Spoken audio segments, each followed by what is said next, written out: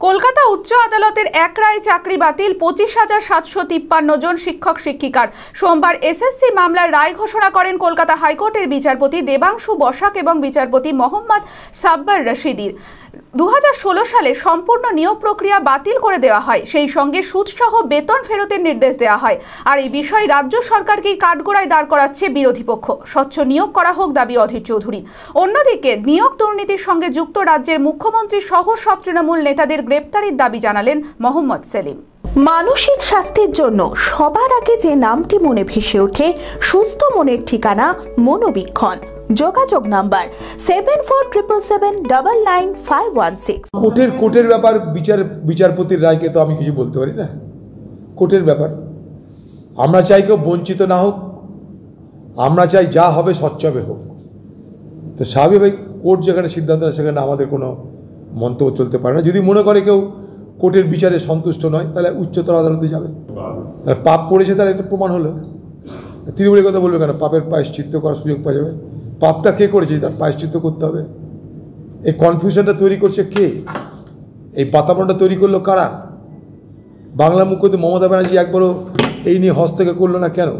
সবাই জানে দুর্নীতি মানে এই সরকার, তৃণমূল মানে দুর্নীতি, দুর্নীতি মানে তৃণমূল। দুর্নীতি আর তৃণমূল মিলেমিশে একাকার হয়ে গেছে। দুর্নীতি আর তৃণমূল মিলেমিশে একাকার। গোটা দলটা দাঁড়িয়ে আছে দুর্নীতির উপরে। আপনি দুর্নীতি ছাড়া বাংলায় আর কোনো আলোচনা শুনছেন? বঞ্চিত যারা অধিকার থেকে বঞ্চিত হয়েছে, যাদের সঙ্গে প্রতারণা করা হয়েছে, প্রতারণার হাত থেকে বঞ্চনার হাত থেকে রক্ষা পাক, এটা আমরা প্রথম দিন থেকে চেয়েছি, আজও চাইছি। সেই জন্য যাদের জন্য এটা হয়েছে তাদেরকে সরাতে হবে, কান ধরে টেনে হিঁচড়ে চোদ্দতলা থেকে নিচে নামাতে হবে। তাহলে স্কুলও বাঁচবে, আমাদের ছেলে মেয়েদের ভবিষ্যৎও বাঁচবে, চাকরিও বাঁচবে এবং নিয়োগ প্রক্রিয়া চালু হবে। শুধু স্কুলে নয়, সমস্ত দপ্তরে। 25,000 শিক্ষক মানে যদি 5 জনকে একটা পরিবার হয়, 1,25,000 মানুষ। মমতা ব্যানার্জির অপদার্থতা, লোভ, ভাইপো আর বেশি খাবো এবং সমস্ত কিছু আইনি ব্যবস্থাকে ধ্বংস করব। উনি এর চেয়ে ভালো ছিল যদি পকেটমারি করতেন, আর ডাকাত দল করে যদি ডাকাতি শুরু করতেন, এই রাজনীতি না করে।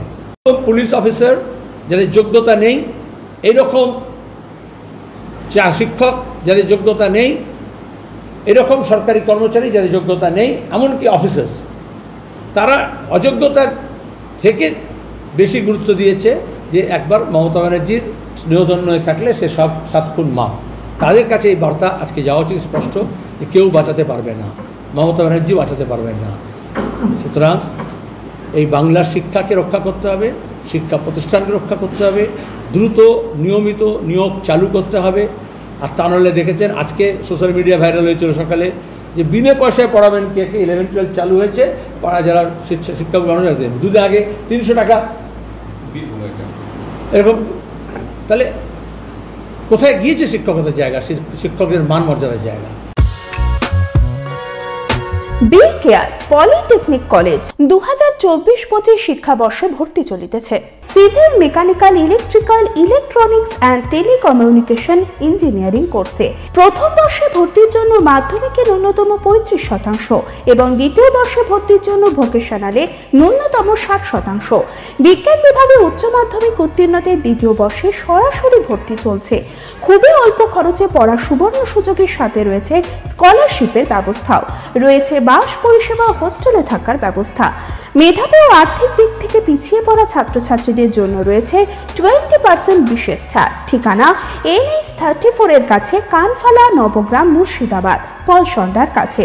যোগাযোগ নাম্বার 8967158821।